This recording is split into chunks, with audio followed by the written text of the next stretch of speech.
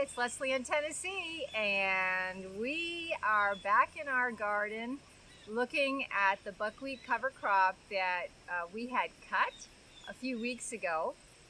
And as you can see, it is pretty much dead here on the surface of the grow beds. And so now we have to decide what we want to do with it. Well, we decided that we're going to just go ahead and turn it under. Now, when you do an in-ground garden bed, especially if your soil is heavy clay, it can be really difficult to turn a cover crop under without heavy equipment. But when we are doing raised beds, especially if you have a light growing mix in there, it's relatively easy to go ahead and flip a crop. So we cut the buckwheat. We let it kind of dry and die here on the bed for a couple of weeks. We've had some cold weather coming in, and so last night was pretty cold, and so we've removed the tomatoes and the basil and some of the other things that we were just kind of hanging on to till the very last end, and pulled out the drip lines and any little plastic markers that I have in there as plant identifiers. So we are ready now to go ahead and flip this. Now in these beds, I use something called Mel's Mix, which is a square foot garden mix. And we make the Mel's Mix by using 1/3 peat moss that has been fluffed up. We do it by measure.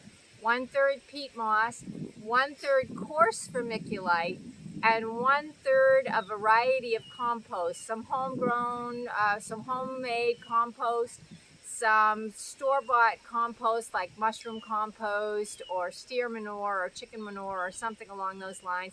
We mix those all together, so we have 1/3 peat, 1/3 coarse vermiculite, and 1/3 compost in the bed. So it's very light, it's very fluffy, and we've waited. We had a couple of days of rain, so we let it dry out really well, although these beds drain very well. It's time to go ahead and give this a flip. So all we're going to do is take this cut buckwheat and flip it underneath the soil. And I may even follow this with another cover crop, something like peas. I'm not really sure yet if that'll work, but you know, it's a constant experiment in the garden.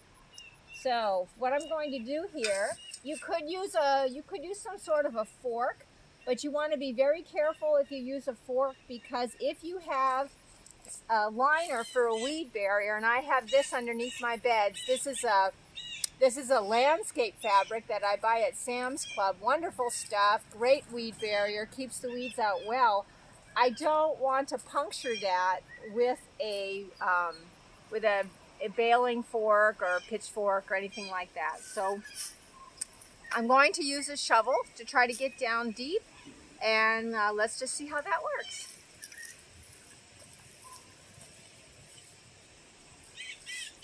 Very soft, very light. And we're just going to flip it.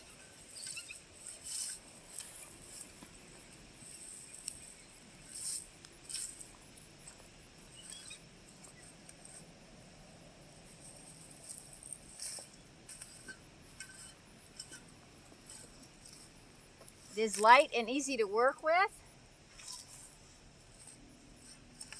It's good to add organic matter into your growing area. This is flipping so easily. Now, if you had a cover crop that was shallow rooted, or that you just did not allow to grow with very deep roots, you could also do this. And in the flipping, as you flip the roots up into the air and the green down into the bottom, you would kill your plant.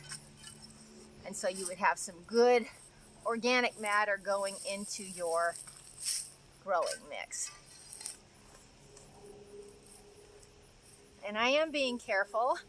These grow beds, Square Foot Garden says your grow mix only needs to be about 6 inches. They say you can grow in 4, but suggest at least 6 inches. I like to do 8 inches, just because it packs down after a little while. I mean, you could go back through and fluff it. but sometimes I want to grow a root crop or something, and I like to have it a little bit deeper. And I also find that it doesn't dry out as quickly if it's a little bit deeper.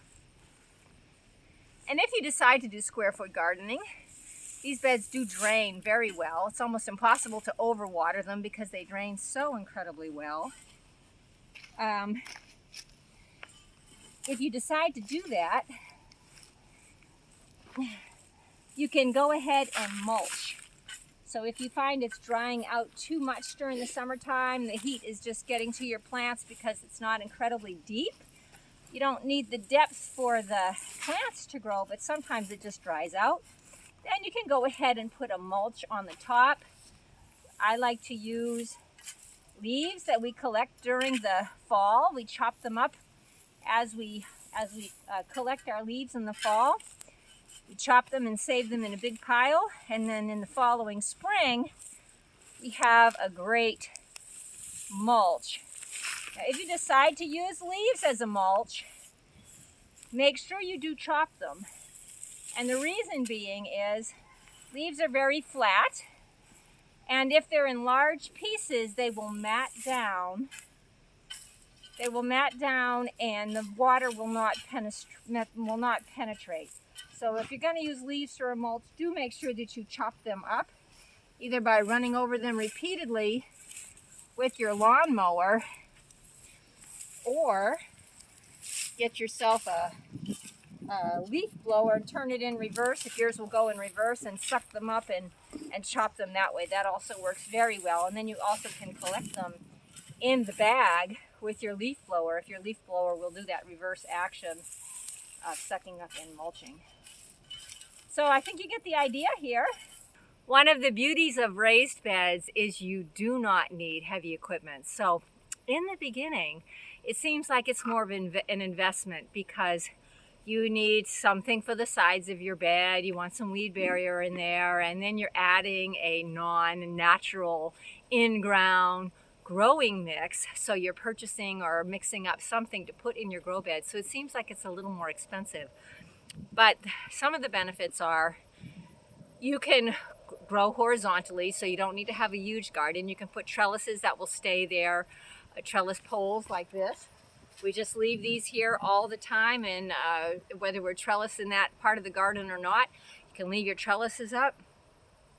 And you don't need the investment of rototillers or tractors or anything like that. So your investment is on the front end rather than in heavy equipment.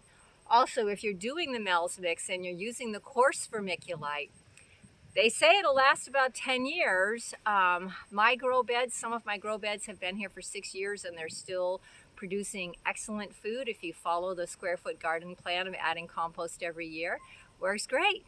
So let me tell you about square foot gardening just a little bit. I do have a square foot gardening video on my YouTube channel. It's less than an hour long. It'll teach you everything on how to be an expert square foot gardener. Thanks for watching. I hope this will work well for you. God bless you and happy gardening.